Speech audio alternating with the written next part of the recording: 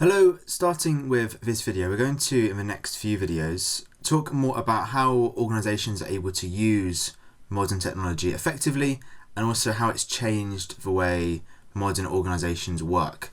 So that's really the focus of this particular video, how modern teams have been changed by modern technologies. So massively stating the obvious, but the advent of things like networks and email and social media and all of these new technologies in the last, 20 years or so, mostly, going back a bit further maybe, but it's massively changed how companies are able to operate. This is a picture of an office from the 1930s. In the past, companies would generally be based in one building, one headquarters, maybe another couple of offices in other cities relatively nearby. They would not be nearly as global as they can be today, because it was much harder to communicate long distance. You could of course send letters and you could call somebody up.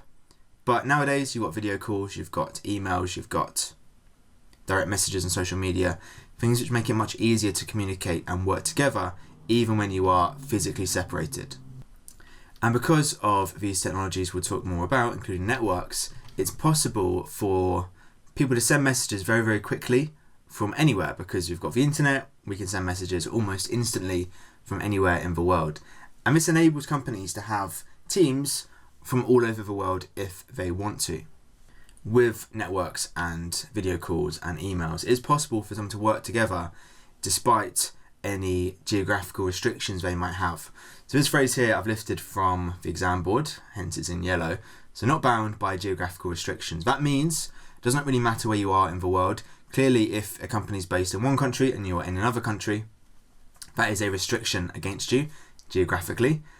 But with modern technology, it does not have such an effect. Now, there are downsides, of course, to working remotely, as we'll cover in future videos, but it does mean you can work together, albeit with some negatives as well. But if you are able to hire people from all over the world, potentially, this can definitely aid the diversity in your organisation. Diversity is all about having people from different backgrounds, different ethnicities, different religions, a good mix of people which hopefully reflects society and reflects the customers you are trying to serve. If a company is made up of just one group of people, one ethnicity, one religion, one gender, in some cases it can be quite sexist obviously in some companies, it does not lead to a good stimulating environment of ideas. It can lead to misunderstandings and a lack of business if you're not targeting the correct customers. Now, the goal of diversity is to try and make yourselves more multicultural. So the difference between diversity and multiculturalism is about trying to make people feel welcome and feel supported.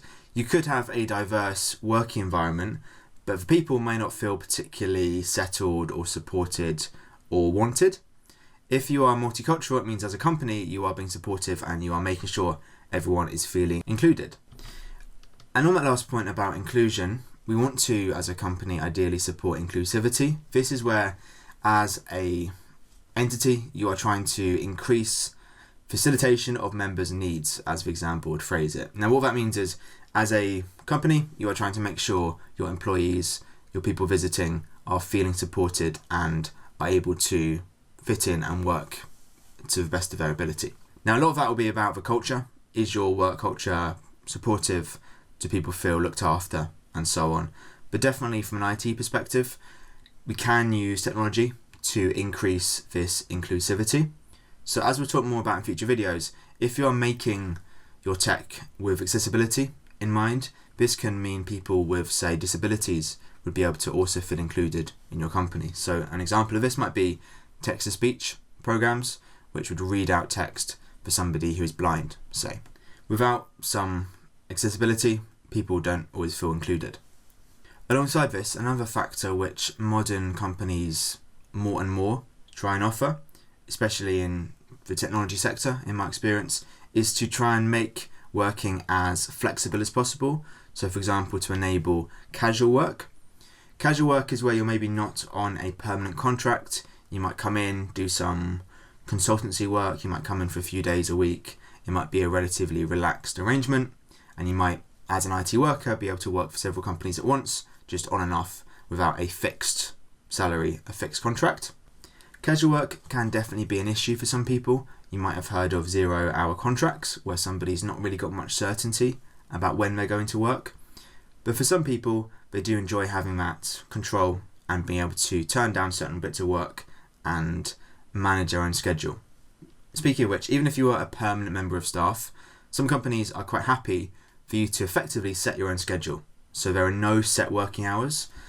Traditionally, you'd arrive at work at 9 o'clock and go home at 5 o'clock, and that'd be your fixed hours. Outside of that, you would just stop working and you could relax, but you're meant to work for those hours. But in modern companies, often they're trying to enable more inclusivity by allowing individuals to play to their strengths. So for example, if somebody wants to wake up really early and do their work early and have a longer evening, the company might not mind.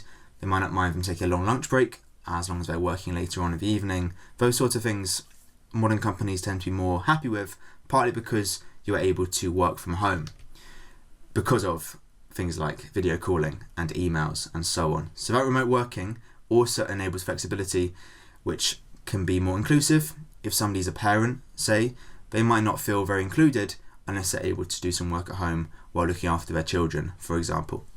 And on this point, this could also support somebody who is working anywhere in the world and allow them to work when it suits them, because clearly if you're working in a country a long way away, you'll have a different time zone, and that can be quite jarring. If you're, say, working at night time when everyone else in the UK is working during the day, that's not necessarily very good for your health. So a company might be flexible and let you work when it suits you, when it is, say, daytime in your country. Now, none of these things we've talked about so far are brand new inventions in the last 10, 15, 20 years, but definitely modern technology has made it easier for companies to enable these things a little bit more, although of course each have got their own issues as well.